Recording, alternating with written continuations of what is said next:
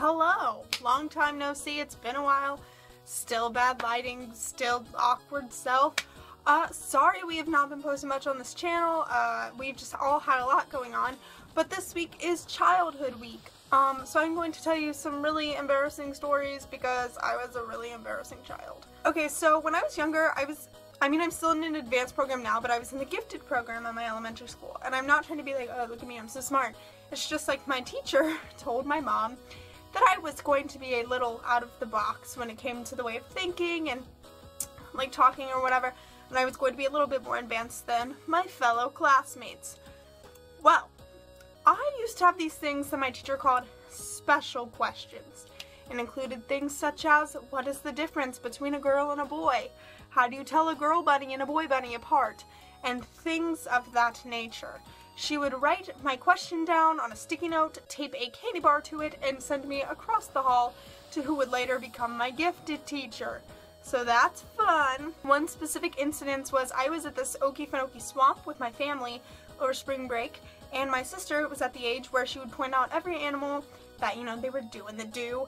And so I came back to school and we were reading a counting book, and in the back of the counting book there were frogs, and they were all stacked, you know, in a pyramid, like 1, 2, 3, 4, you know, all that. I raised my hand and I asked my teacher if the frogs were mating. As a 5-year-old, I asked my teacher if these frogs were mating. You can bet Miss Skinner got a candy bar and a special question that day. Another kind of embarrassing story.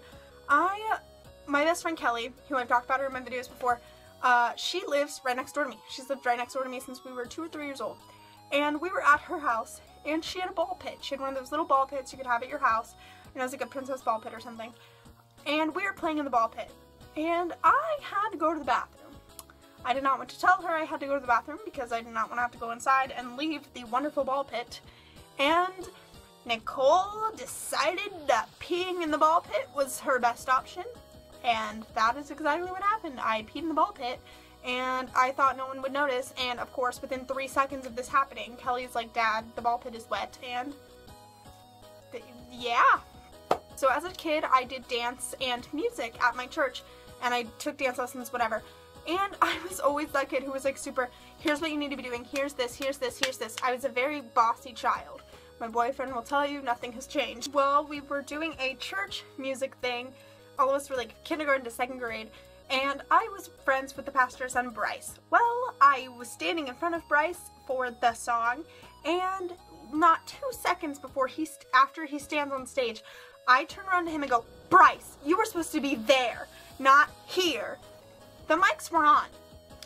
The church heard me yell at this poor little boy who probably didn't want to be doing this, that he was in the wrong spot.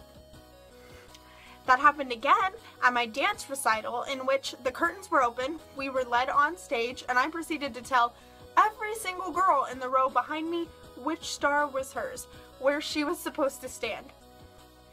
That's the kid I was. I was that kid. This next story isn't really embarrassing, it's just something really funny, and it also involves my best friend Kelly.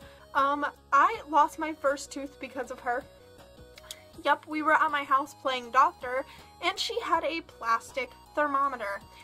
And you should see that this is already not a good idea.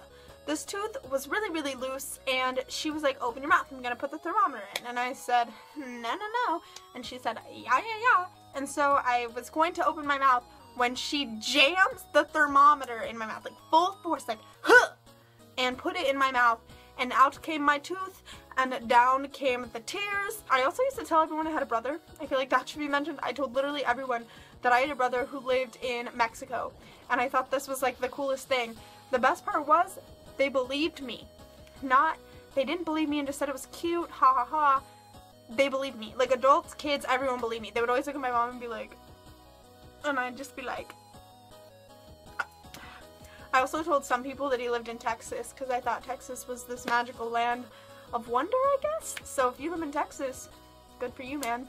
So yeah, those were just some weird kid stories that I had. I can probably think of a lot more if you would enjoy hearing them. If you liked it, please subscribe to this channel, and my personal channel and social media will all be in the description box below. If there's something you specifically would like to see, please comment it because we would love to hear from you, and we also really, really appreciate your support on this channel. So thanks so much for watching. Be you, and I'll see you next Monday. Bye, guys.